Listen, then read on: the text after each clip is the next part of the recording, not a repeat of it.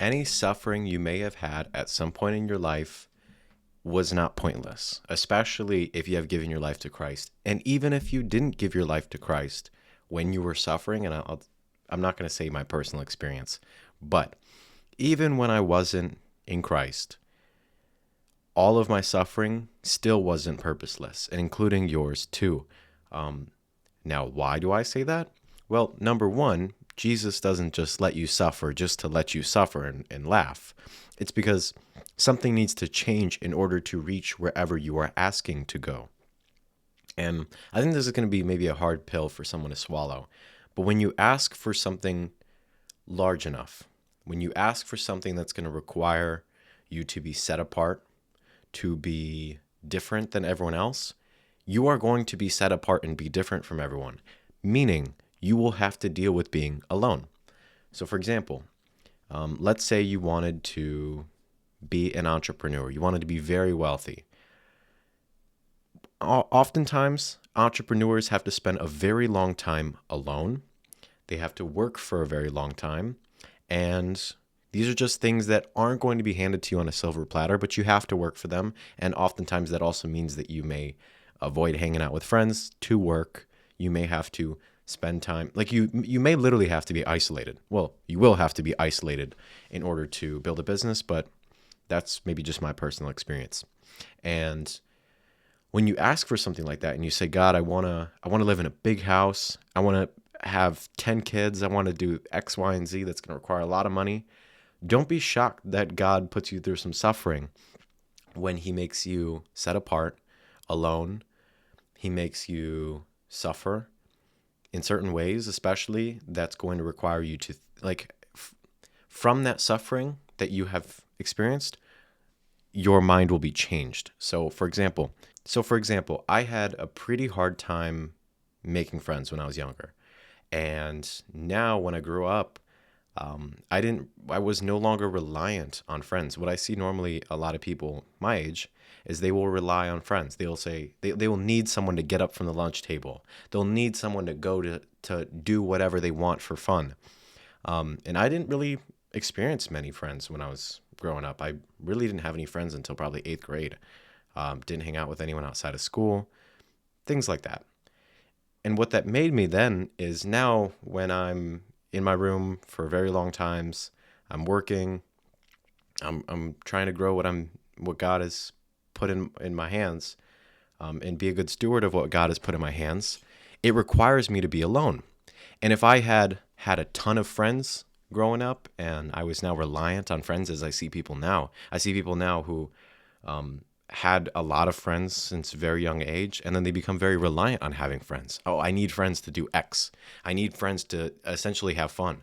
I need friends, like I can't go and enjoy a movie on my own because I need someone to watch it with me. And in that situation, especially growing up, I could have said, God, why don't I have friends? What's going on? Why am I all alone? Like, why am I not spending time with anyone? But now I realize, like, it should have been like that, because if I didn't spend time alone, I wouldn't be as okay being alone now while I'm trying to be a good steward of what's in my hands. And so similarly, such as yourself, you may have spent a lot of time, being rejected by friends, or may have had a very hard time with women, or may have had X things that they're not there to be, they're not pointless. What I'm trying to say is you just may not see the fruit of the hardship that you're going through. You may not see the effect that that's having on you because you're not there yet. You're not there yet. Your suffering is not pointless. You just probably don't see the point yet. You don't see the point, but one day you're going to look back and say, okay. Especially when you start connecting the dots, looking backwards, you tend to realize, I kind of needed to do this. I needed this to happen in order for me to now think this way and now act this way. That was required. This acting in this way of thinking, in this way of acting, was then required to receive the blessing I was asking for. And God doesn't owe you anything. I've made a different video about this. God owes you a handful of nothing. And you gotta be real gracious when he hands you anything, because goodness, you've got God aligning the stars for you. I don't deserve that, nor do you. It's good to remain humble like that, because I definitely had to be humbled in that way too, just to admit my faults. But yeah, if you could take away anything from this, your suffering is not pointless. You just don't see the point yet. You don't see why. Like if you're having a hard time with friends, well, that's probably God making sure you're not reliant on friends. As I mentioned, I see a lot of people my age require friends for anything. They require friends to go have fun. If nobody invites them out, they stay in their room watching TikTok, doom scrolling, and rot in bed. But it's what is that a would would you look back on them being younger and having all these friends and say, wow, they're so blessed, but look at them now and say, wow, you sit on your phone because nobody's hanging out with you? Would you say they're blessed, or would you say they're cursed? Not cursed literally, but you look at them and you have to realize that sometimes God takes things away from you in order to change your thinking to reach where you want to be, and or make you better. Because sometimes having a whole lot of friends or having girlfriends ruins you. I mean, I can give you another example just to keep yammering, because I don't really have videos this long.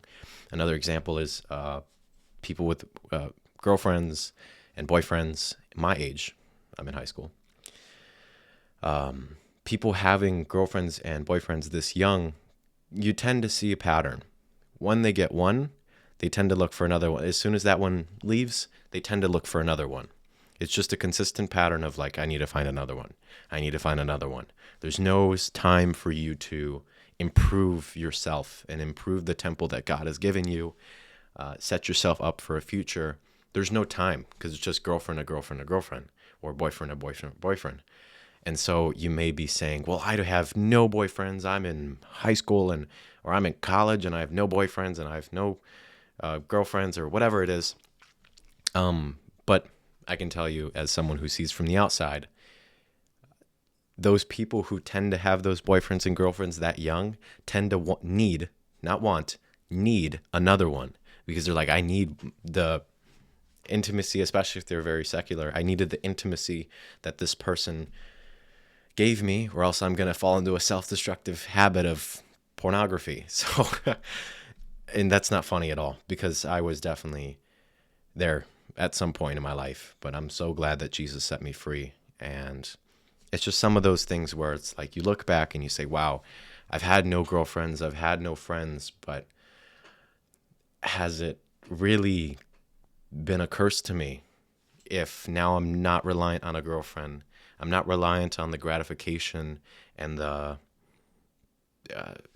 gratification that someone would bring. I'm not reliant on needing friends to live life, which is unfortunately a situation that some people get into, not when they're older, but when they're younger. And then when they're younger and they rely on friends for everything and they bed rot when they don't have friends around, then where's the time to build what God has given you? Where's the time to act on the dreams that God has put on your mind? The dreams that God has put on your mind, it would be quite a disrespect if you ignored them, because they're not your dreams. They're not your goals. It's God's. That's why they're on your mind. And so if you're wasting that away, sitting on Instagram, sitting on YouTube, and I've been there. I've been there. But if you waste that time playing video games and sitting on YouTube and sitting on Instagram, it's not your dream you're letting down. It's not you you're letting down, or future you're letting down, because if you look back on it at an 80-year-old standpoint, you look back at yourself when you're young and fit and have time and have money and still live at home, and you say, gosh, I wish I chased my dreams. Because when you're 80, you can't do it. Charlie Munger, Warren Buffett is a great example. His recent interview, he talks about how his whole life he wanted to catch, like a 600-pound tuna, and now he's 80 and he can't do it. Or he's like 90 and he can't catch a tuna at all. And he regrets it. Now, and so it's similar to you. I know I'm kind of really going off course, but similar to you, because you probably have a dream on your heart and you're not chasing it. And it's not you you're letting down, but you're letting down God, who knows, who's preparing you, and who knows where you're going.